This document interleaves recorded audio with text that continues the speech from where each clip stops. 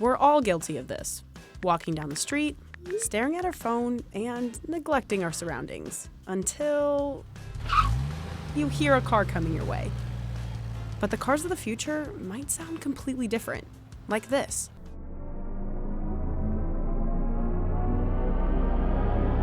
That's the sound of BMW's Vision M Next, which was composed by Hans Zimmer, one of the most famous movie score composers of all time.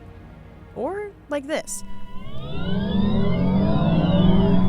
That's the sound of Volkswagen's ID3, which was created by Leslie Mandoki, a composer who played drums in the European disco band Genghis Khan. So why are these cars making artificial sounds? And why are automakers tapping music composers to create them? First off, what do the Vision M Next and ID3 have in common? Well, they're electric vehicles, which typically sound like this. And that can be a problem, since we use our sense of sound to alert ourselves to oncoming traffic and other potential dangers. So if you were, say, distracted by your phone while crossing the street and a noiseless EV was headed your way, you'd be more likely to get hit. In fact, one study shows a hybrid vehicle accelerating on its electric motor is 1.18 times more likely to hit a pedestrian and 1.5 times more likely to hit a cyclist than a vehicle with an internal combustion engine.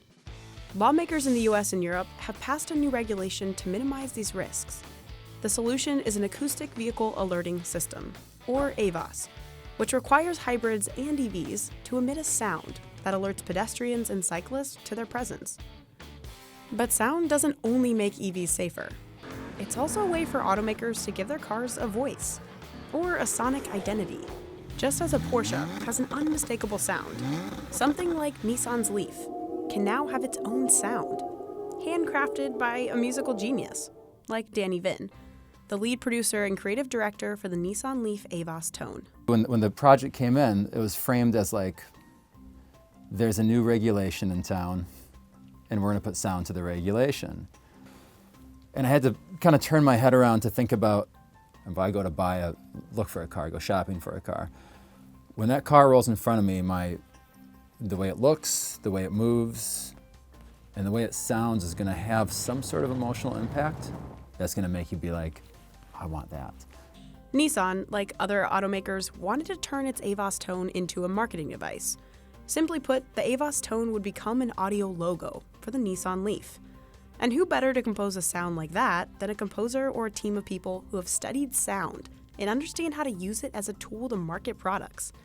But first, Vin and her team had to figure out what instruments to use. That piece of audio I'm talking about is going to be about 2 seconds or less looped.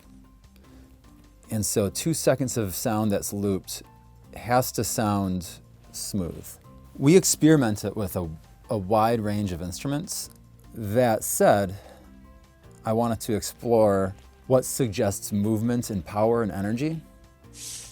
Vin and the rest of her team experimented with sounds she categorized as pulsating, wavering, and smooth. Pulsating sounds mimic an engine in the way they bounce up and down abruptly. Wavering sounds are similar, but are much smoother in the way they bounce between notes. And smooth sounds are, well, smooth, solid tones that don't waver or bounce at all. You really have to go for instruments that don't have a hard attack to them. Wind instruments, flutes, oboes, clarinets. The tone in wind instruments can be more like this, right? They can kind of waver a bit, have a little wave to them. Finding tones and instruments that work was only the start of composing the AVAS tone. The sound had to be active. For every kilometer per hour, the tone increases in pitch and speed by 1%, up to 30 kilometers per hour or 18.6 miles per hour. This way, pedestrians and cyclists have an audio cue of what the car is doing. After 30 kilometers per hour, there's enough wind and road noise to alert pedestrians to a car's presence. This might be a sampled flute. Can't remember at this point. You can also, I started blending the pulsing sounds, all right?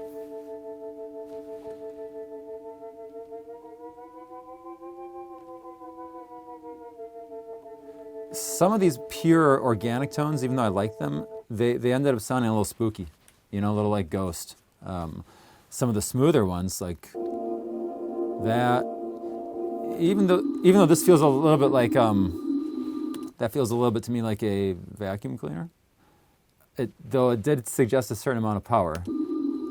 What we found though is that we kept moving more towards sounds that had a pureness to them, and that led us to use a lot of sounds that were synthetic, even though they might be warm and rich sounding, but using sounds that came from a synthesizer and then really manipulating those sounds, layering them with different ones, because we could have that complete control and stability. And I think that idea of like control and stability translates then emotionally to like good engineering. While increasing in pitch and speed, the sound had to stay within the required frequency range. Once Vin and her team had a sound that Nissan approved, they used an equalizer to process the audio, adjusting various frequency ranges to make sure it met all the requirements of the regulation. That's when it got to be very difficult to adjust things too much further than where the regulation needed to be. My engineers and mixers were going in with a very fine-tooth comb to just EQ it exactly. And that last stage of it was, I wouldn't call it creatively inspiring. It was challenging. It was very challenging. Designing an AVAS sound is much more complicated than it seems. The tone is twofold. On one hand, it needs to alert pedestrians and cyclists to a car's presence to mitigate collisions. And on the other, it needs to radiate a pleasant tone, one that will attract people to the car and the brand.